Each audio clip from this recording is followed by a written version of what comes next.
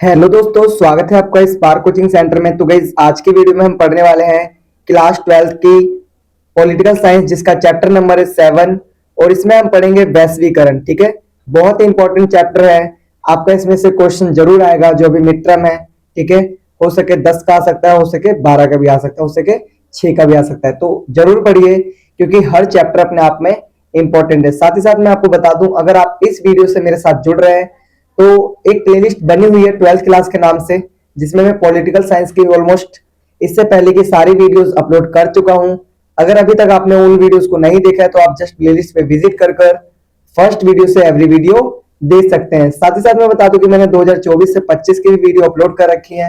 आपको डिस्क्रिप्शन में उसका भी लिंक मिल जाएगा, तो आप जस्ट उस लिंक पे विजिट करके पहले वाली वीडियोस भी देख सकते हैं।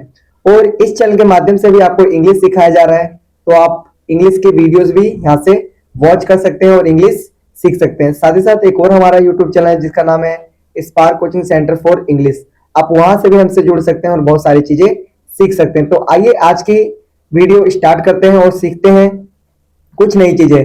तो चलिए, पहले में देखेंगे महत्वपूर्ण जानकारी। ठीक है, तो देखिए, पहले दिखा रखा है वैश्वीकरण का मतलब प्रवाह से है। वह वो प्रवाह व्यक्ति, वस्तु, विचार, पूंजी का एक देश से दूसरे देश में हो सकता है।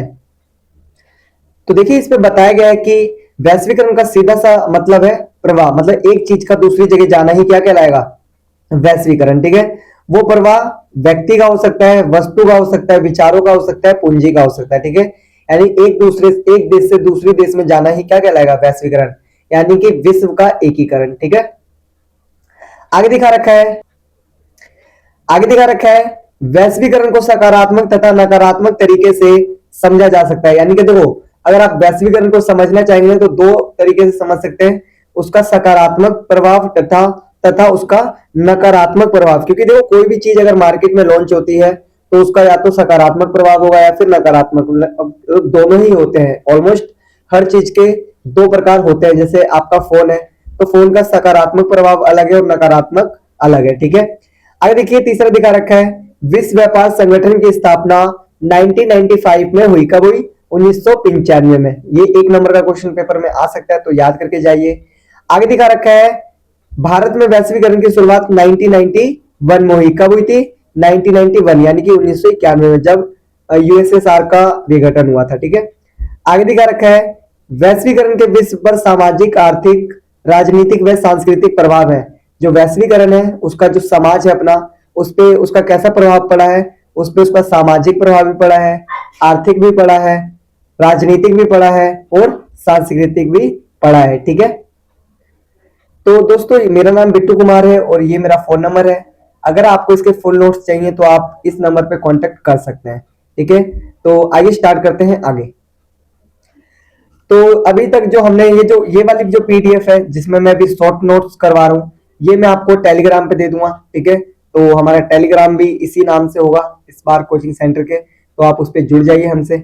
आगे देखिए, पहला क्वेश्चन, अब इसमें महत्वपूर्ण क्वेश्चन देख लेते हैं। ठीक है, तो पहला क्वेश्चन है वैश्वीकरण क्या है? ठीक है, सबसे पहले हम जानेंगे कि वैश्वीकरण है क्या। वैश्वीकरण एक अवधारणा के रूप में मूल रूप से विचारों, लोगों, वस्तुओं और पूंजी का दुनिया के एक हिस्से से दूसरे में प्रवाह है। यानी कि देखो, अगर हम वैश्वीकरण को समझना चाहेंगे तो कैसे समझ सकते हैं कि जो वैश्वीकरण है वो है एक अवधारणा है, किस रूप की, कि उसमें क्या होता है? विचारों का, लोगों का, वस्तुओं का या फिर पूंजी का दुनिया के एक हिस्से से दूसरे हिस्से में जाना ही क्या कहलाएगा? वैश्वीकरण। ठीक है, यानी इनका प्रवाह होना एक देश से दूसरे देश में। आगे दिखा रखा है आर्थिक वैश्वीकरण क्या है, यानी कि आर्थिक वैश्वीकरण से क्या हम समझते हैं ये। तो आंसर देखिए, आर्थिक वैश्वीकरण वह प्रक्रिया है जिसमें विश्व के विभिन्न देशों के बीच आर्थिक प्रवाह तेज हो जाता है। क्या हो जाता है? मतलब आर्थिक वैश्वीकरण का मतलब है जहां पर जो पैसा है, यानी कि उसका बहुत ज्यादा तेज हो जाना, वही क्या कहलाएगा? आपका आर्थिक वैश्वीकरण। ठीक है, जैसा कि यहाँ पर बता रखा है कि दो देशों के बीच या फिर अन्य देशों के बीच जो आर्थिक प्रवाह है बहुत ज्यादा तेज हो जाना, जैसे व्यापार वगैरह बहुत तेज हो जाना, इस टाइप की चीजें होना। ठीक है, आगे दिखा रखा है प्रौद्योगिकी के कारण क्या संभव हो सका है। प्रौद्योगिकी के कारण क्या संभव हो चुका है? ठीक है, क्या हो सका है? जैसे टेक्नोलॉजी से क्या क्या चीजें संभव हो गई हैं। प्रौद्योगिकी में हुई तरक्की के कारण विचार पूंजी वस्तु और लोगों की विश्व के विभिन्न भागों में आवाजाही आसान हो गया है। यानी कि देखिए आजकल चाहे विचार हो, चाहे पूंजी हो, चाहे वस्तु हो या फिर कोई लोग, एक दूसरे जगह आना जाना कितना ज्यादा आसान हो गया है। क्यों हुआ ये सिर्फ हुआ है प्रौद्योगिकी के कारण, या फिर हम कह सकते हैं टेक्नोलॉजी के कारण। ठीक है, आगे दिखा रखा है वैश्वीकरण का राज्य पर क्या सकारात्मक प्रभाव पड़ा है। जो राज्य होता है उस पर वैश्वीकरण का क्या सकारात्मक प्रभाव पड़ा है, हम ये पढ़ेंगे। तो देखिए वैश्वीकरण से राज्य की क्षमता बढ़ी है।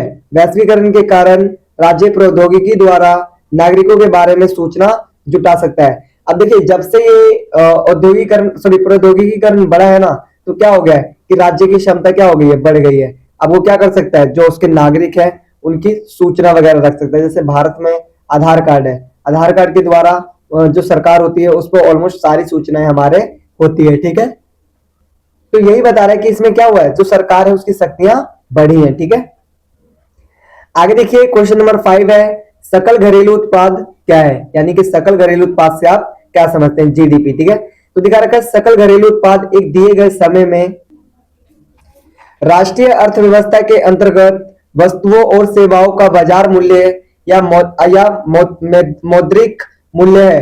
मतलब कि देखिए एक समय के अंतराल में कुछ चीजें दी गई और उसका जो मूल्य है वो बढ़ता है ना, तो इसे क्या कहते हैं, जीडीपी कहते हैं। ठीक है, आगे देखिए बता रखा है क्वेश्चन छठा, भारत को एक विश्व शक्ति कहना कहां तक उचित है।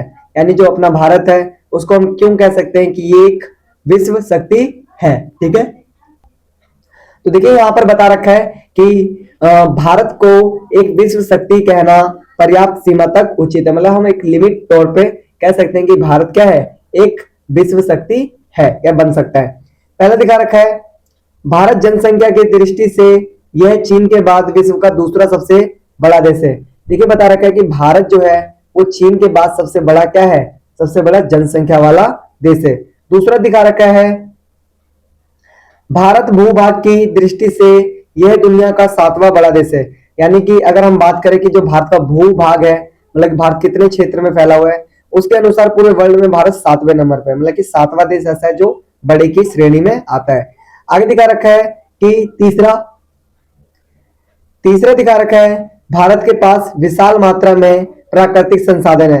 यानी कि जो भारत के पास क्या है, विशाल मात्रा में, बहुत बड़ी मात्रा में क्या है, प्राकृतिक संसाधन है। ठीक है, आगे दिखा रखा है चौथा, भारत औद्योगिक क्षेत्र में तेजी से प्रगति कर चुका है। भारत क्या कर चुका है, जो औद्योगिक क्षेत्र है उसमें तेजी से प्रगति कर चुका है। ठीक है,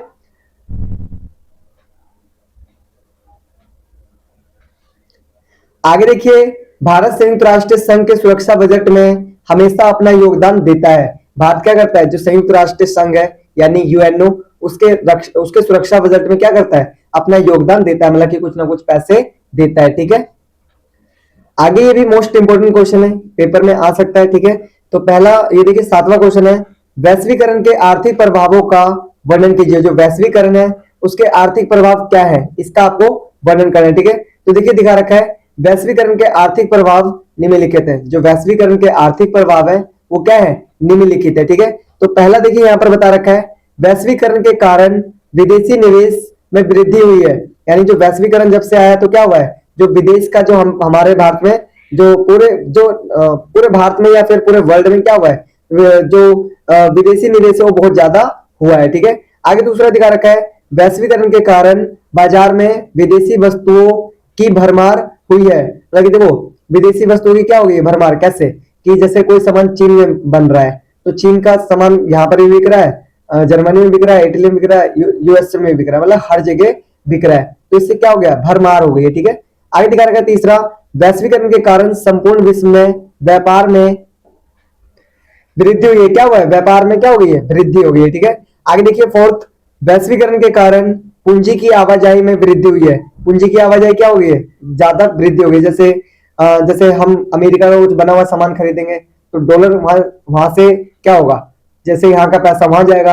अगर अमेरिका हमसे कोई सामान खरीदेगा तो वहां का डॉलर यहाँ आएगा। कहने का मतलब है कि जो पूंजी है उसकी आवाजाही में वृद्धि हुई है, तेज हो गई है। ठीक है, आगे 5वां दिखा रखा है वैश्वीकरण के कारण छोटे उद्योगपतियों और श्रमिकों पर इसका बुरा प्रभाव पड़ा है। यानी जो वैश्वीकरण है उसका जो आर्थिक प्रभाव किस पे, छोटे उद्योगपति हैं और जो श्रमिक है उन पर इसका बुरा प्रभाव पड़ा है। ठीक है, तो ये सब क्वेश्चंस बहुत इंपॉर्टेंट है, चाहे आपका मिड टर्म हो, चाहे प्री बोर्ड हो, चाहे आपका फाइनल एग्जाम हो, ये सारे क्वेश्चंस पेपर में डेफिनेटली आ सकते हैं। आगे देखिए 8वां दिखा रखा है क्वेश्चन, वैश्वीकरण के सकारात्मक तथा नकारात्मक पहलू की चर्चा कीजिए। जो वैश्वीकरण है उसके सकारात्मक पहलू तथा नकारात्मक पहलू की चर्चा कीजिए। ठीक है, ये 6 मार्क्स का क्वेश्चन पेपर में आ सकता है। आगे दिखा रखा है 9वां, वैश्वीकरण के सांस्कृतिक परिणामों की व्याख्या कीजिए।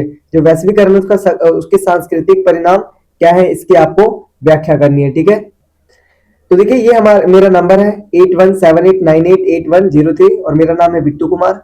आप ये जो नोट्स हैं परचेज कर सकते हैं, आप इस नंबर पे कॉल करके सारी जानकारी ले सकते हैं। तो आज के लिए इतना ही, मिलते हैं नेक्स्ट वीडियो में एक यूजफुल वीडियो के साथ। तब तक के लिए टाटा बाय बाय, जय हिंद, जय भारत।